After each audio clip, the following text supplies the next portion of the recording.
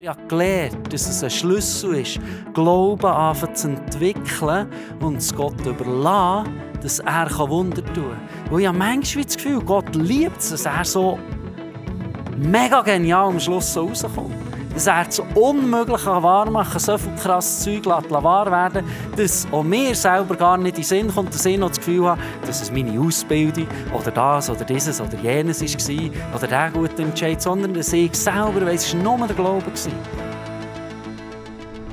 Jetzt möchten wir aber auch noch alle recht herzlich begrüßen und immer wieder die Predigt auf Podcast nachschauen. Geben wir ihnen einen lauten Applaus hier aus dem Kalkofen raus. Es freut uns, habt ihr eingeschaltet. Seid ihr ein Teil von dieser Predigt? Heute ist das Thema die Kraft des Glaubens. Ich glaube, der Glaube hat eine Kraft. Ich glaube, der Glaube. Ihr werdet ein paar Mal Glauben hören. Es ist aber auch gut so, ich habe herausgefunden, über den Glauben wird in der Bibel sehr viel geredet. Sehr viel mehr als über andere Themen, die wir oftmals das Gefühl haben, die sehr entscheidend sind. Und ich liebe es, direkt über den Glauben zu reden, weil der Glaube daran, dass Gott existiert, uns erschaffen hat, dass Gottes Sohn Jesus auf die Welt ist gekommen, das ist etwas, was mich fasziniert, weil es eben der Glaube ist. Weil es nicht etwas ist, wo wir einfach immer anlängen können, immer in eine Schublade tun, immer sagen, jetzt habe ich den Glauben begriffen, jetzt weiss ich es, sondern der Glaube ist immer auch wieder dynamisch, ist auch kombiniert mit unserem Leben, so wie wir uns fühlen, unterschiedlich erlebbar. Und darum liebe ich es, einfach immer auch wieder eben über den Glauben zu reden. Ich glaube daran, oder wir glauben daran als Hope and Life Kirche, dass jeder Mensch auch frei die Wahl hat, wie sehr er in dieser Beziehung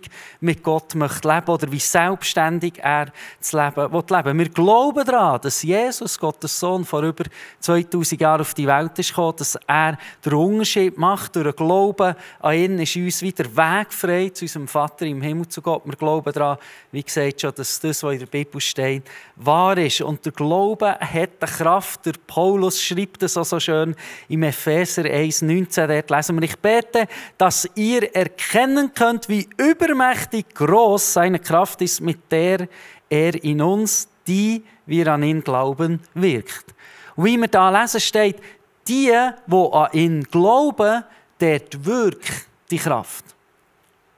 Und ich glaube, dass der Glaube, kann man immer so Wortspiele machen, matchentscheidend ist, wie wir eben auch die Kraft erleben. Und das ist ja genau das, was eben der Glaube auszeichnet. Der Glaube ist etwas, was du manchmal oder eigentlich fast immer mit den eigenen Augen nicht sehen kannst.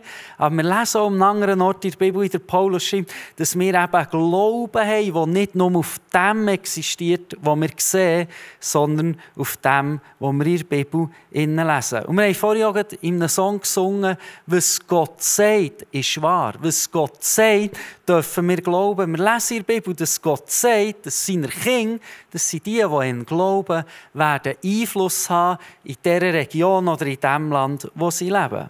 Wir lesen in der Bibel, dass Gott sagt, wenn wir einen Weg einschlagen, mit Gott zusammen, dass wir ständig werden vorwärts kommen. Auch wenn das vielleicht menschlich gesehen, manchmal ein paar Schritte zurück sind, dass uns alles zum Besten wird dienen. In der Bibel steht, dass wir auch berufen sind, wenn wir den Glauben in unser Herz hineinlassen, Vorbilder zu sein, auch in der Gesellschaft, dass wir einen Unterschied machen können, dass wir die sind, die Gesellschaft vorwärts bringt und nicht die Letzten sind, die hinten nachkommen. Jetzt löst das vielleicht auch so ein bisschen Verwirrung aus. Wie sieht das aus? Wie ist das als Kind von Gott? Oder ist es so eins oder Einfluss oder was auch immer?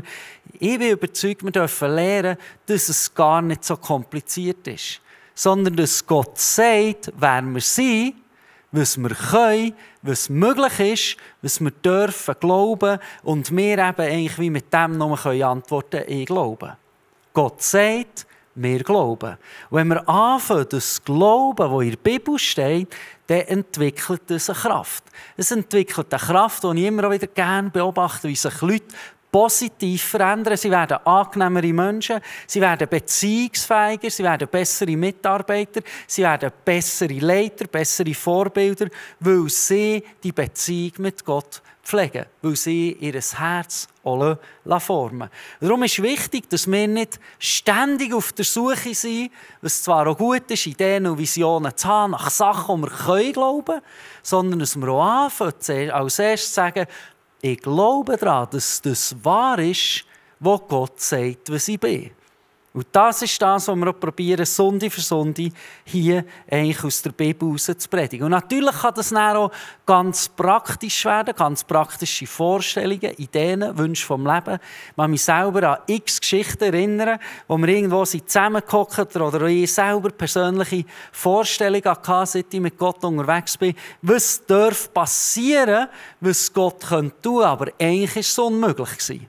Leute haben gesagt, es wird gar nicht möglich sein. Die Fakten haben dagegen gesprochen. Ich möchte euch ein Beispiel so ein bisschen erzählen. Ja, ungefähr so 2012, 2013 dürfen die Hauptverantwortung übernehmen von den Celebrations. Das sind eigentlich unsere Gottesdienste. Ja, dann dürfen anfangen organisieren, überlegen, probieren auch Sachen vorwärts zu bringen, weil ich bin immer unglaublich leidenschaftlich gewesen. Eigentlich auch noch heute, dass das, was wir machen, weil es ja Gottesdienst ist, eben Celebration, dass das auch qualitativ gut daherkommt, dass wir das Beste geben und dass das auch passt. Und wir haben früher hier, wo wir in Kalkofen sind, ich möchte euch als erstes Bild zeigen, so ein bisschen das Bühnenbild gehabt, dass das so hat ausgesehen, eine wunderbare Zeit. Ihr seht, der Style der Kleider war auch noch ein bisschen anders, der entwickelt sich. Das war ein Sonntagmorgen. Wir hatten ein Leinwändchen, würden wir heute sagen. Und das war immer schwarz, schon mal, mit weißem Text drüber.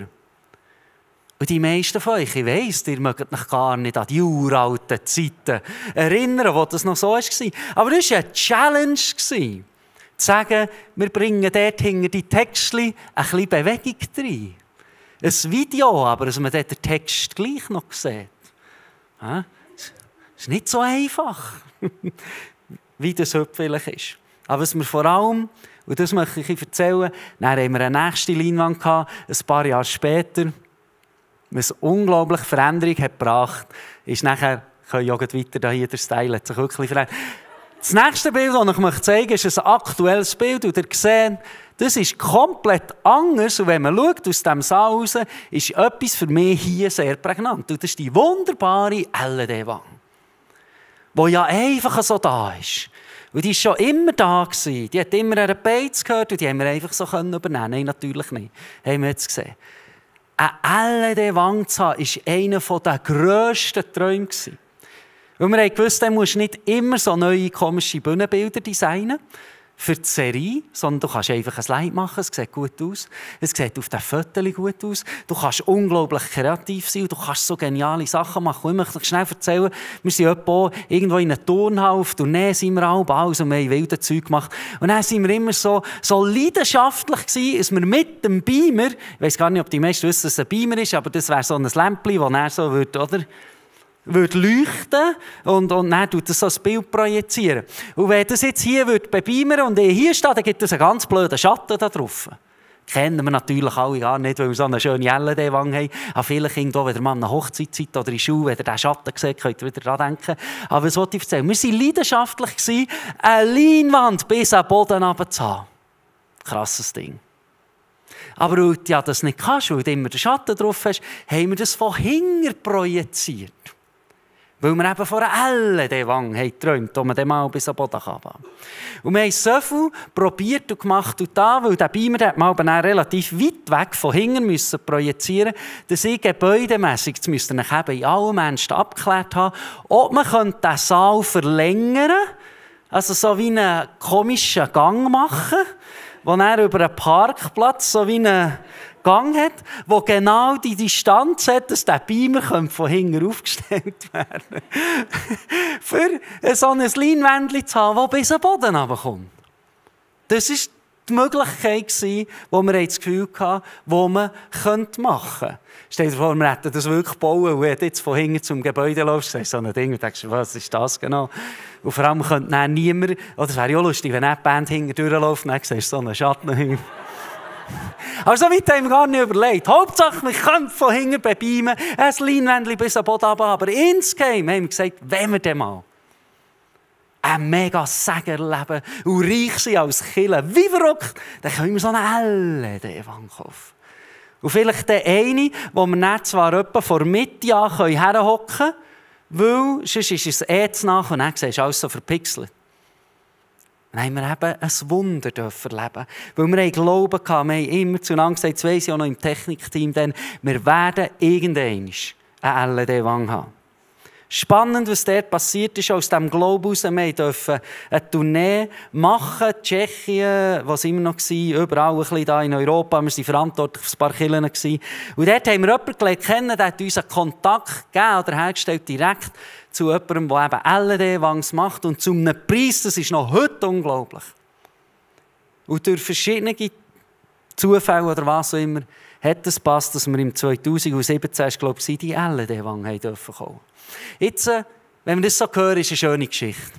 Aber dann, wo wir den ersten Teams haben gesagt, wir träumen mal von einer LED-Wang hatten, das erzählt haben, dass wir die mal haben, da haben die Leute gerade rausgelacht oder denkt, ja, ein paar Spinner haben irgendwo ein bisschen Glauben, aber werden mal erwachsen und dann schauen wir dann. Als wir nicht die LED-Wang hatten, hat niemand mehr etwas gesagt. Mal, die haben noch Freude gehabt, die anderen haben nichts mehr gesagt. Früher hätte ich gesagt oder gefragt, hat Gott die LED-Wand gegeben, wenn wir nicht Glauben hätten gehabt? Ich habe gesagt, ich weiss es nicht. Heute kann ich so weit, dass ich sage, Gott hat es niemals gegeben, ohne den Glauben. Gott gibt, wenn Glauben da ist. Gott liebt es, wenn wir Glauben haben für Sachen, die noch nicht da sind. Was ist der Punkt? Alles, was schon da ist, braucht gar keinen Glauben mehr. Alles, was schon funktioniert in deinem Leben, alles, was gut ist, was Gott schützt, das braucht keinen Glauben mehr. Das ist Standard.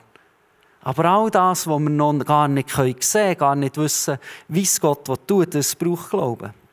Und es ist spannend, wie wir immer wieder Geschichten finden in der Bibel, wo auch Jesus oder auch Gott vorher mit dem Volk von Gott einfach nur wünscht, dass die Leute Glauben haben, dass Gott ein Wunder tun kann.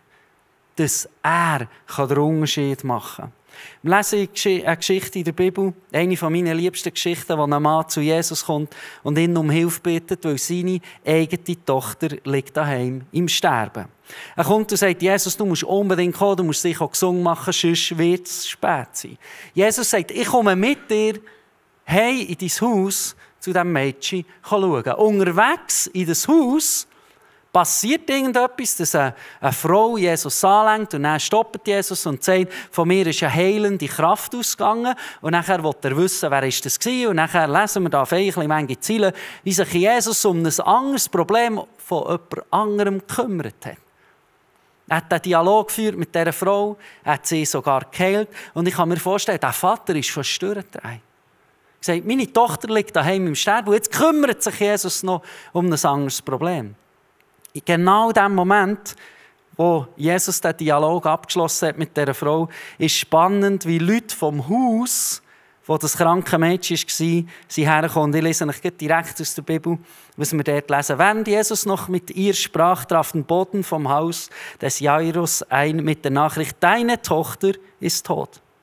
Du brauchst den Lehrer, das ist Jesus gemeint, nicht mehr zu bemühen. Doch Jesus ging über ihre Horte hinweg und sagte zu Jairus, das ist der Vater, hab keine Angst, glaube nur. Jesus sagt, hab keine Angst, glaub nur. Jairus hat Glauben behalten. Es ist spannend, wie Jesus sagt, glaub nur. Jesus hätte doch sagen können, jetzt hocke ich hier auf den Stein und bete mindestens 3 Stunden. Ich sage nicht, es ist schlecht, 3 Stunden zu beten. Aber hier sagt Jesus, glaub nur, du musst nicht mal beten. Glaub einfach. Hast du dich auch schon mal so gefühlt, als wäre es spät, dass Jesus ein Wunder tun könnte? Als wäre die Situation durch, wäre es abgelaufen, ist es durch, vorbei. Der Weg, vielleicht der berufliche Weg, Beziehung, was auch immer, Gesundheit ist vorbei. Jesus kommt nie zu spät im Leben. Jesus kommt genau zur richtigen Zeit. Ich finde es spannend, wie Jesus hier nicht fragt, für 3 Stunden zu beten, auch nicht sagt, liest die 12 Kapitel aus dem 1. Buch Mose und dann werden wir weiter schauen. Jesus sagt, glaub nur. Dann, wenn wir weiterlesen, lesen wir, wie Jesus geht zu dem Mädchen und ihr sagt, stang auf und er sie eigentlich wieder zurück ins Leben holt. Was wäre gewesen, wenn der Jairus nicht geglaubt hat? Jairus hat gesagt, ja Jesus, sorry, Glaube ist schön, aber es ist ja vorbei. Sie haben ja gesagt, sie ist gestorben. Er hat den Glauben behalten, hat die Kraft freigesetzt. Ich liebe diesen Vergleich auch, und mir immer wieder hilft von einem Thermometer, habt ihr sicher auch noch gehört, so einem Thermostat. Ein Thermometer, der ist in einem Raum und der misst, was für eine Temperatur es ist. Das ist alles, was er kann. Er ist ein Beobachter. Er ist einfach so, wie es ist, sagt er, so viel warm oder kalt ist. Ein Thermostat, der reagiert. Da kannst du einstellen, wenn der Raum zu kalt ist, der reagiert und lässt die Heizung an, dann wird es wärmer. Der kann reagieren. Das ist ein Unterschied. Und ich bin überzeugt, wir haben ja immer wieder die Wahl.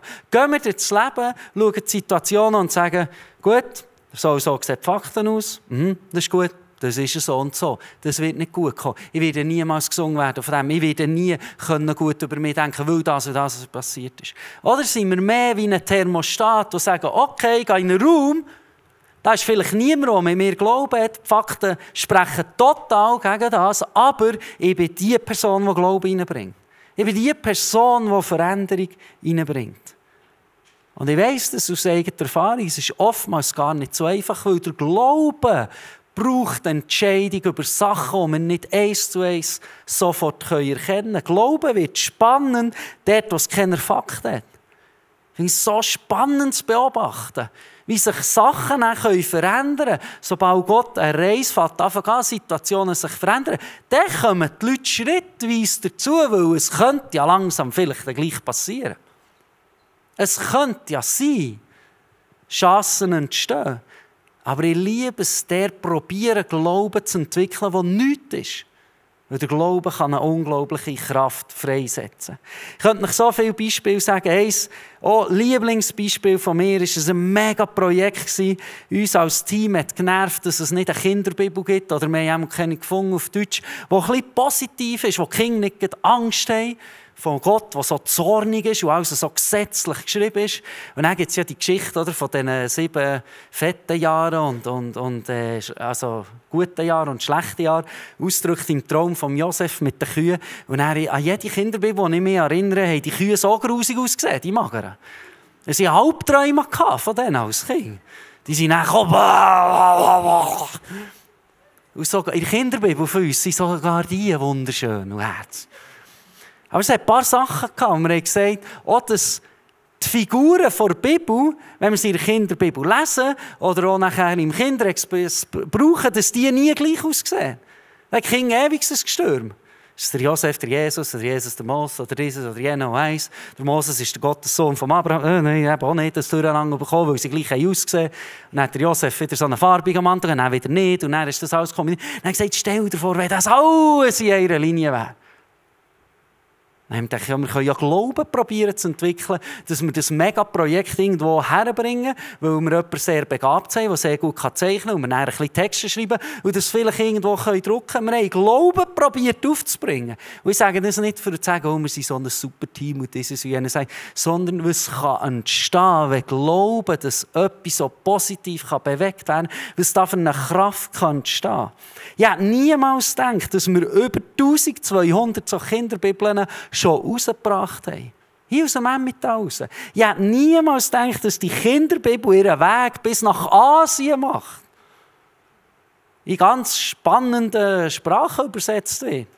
Von Kambodschanisch bis Bundanisch, ich weiss auch nicht, was es dort gibt. Jemand war so berührt von dieser Kinderbibel, die dort in Mission im Einsatz ist, und hat das jetzt übersetzt. Er ist auf Englisch und aus dem in all die Sprachen übersetzt. Und jetzt geht sie in die Hügel rein. Und dass diese Kinderbibel den Weg gemacht hat, das nie gedacht. Und das ist das Schöne, bringen wir Glauben auf, kommt Gottes Kraft rein und dann können Sachen noch viel, viel weiterentwickelt werden.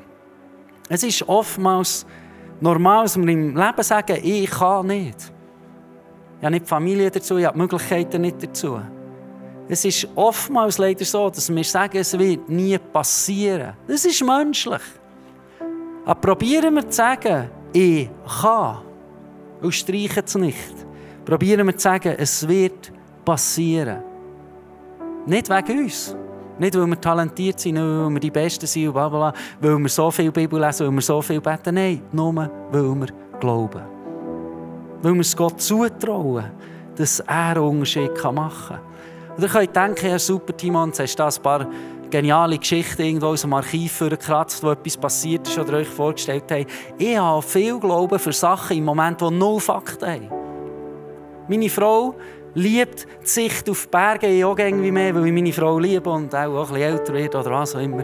Dann werden so Zeug wird dann so schön, spannend, was immer langweilig ist. Aber wir haben Glauben, dass wir vielleicht irgendeinen dürfen, wo noch die Berge ein bisschen sieht. Wir haben Glauben, aber keine Fakten.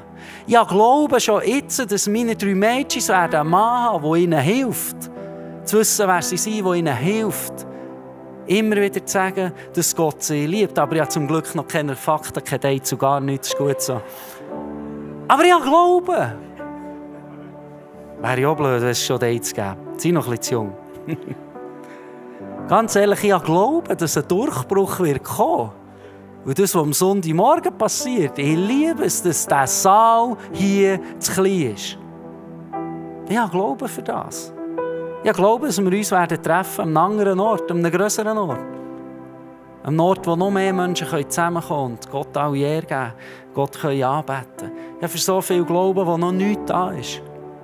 Aber ich habe gelernt, dass es ein Schlüssel ist, Glauben anfangen zu entwickeln und es Gott überlassen, dass er Wunder tun kann. Weil ich habe manchmal das Gefühl, Gott liebt es, dass er so mega genial am Schluss so rauskommt.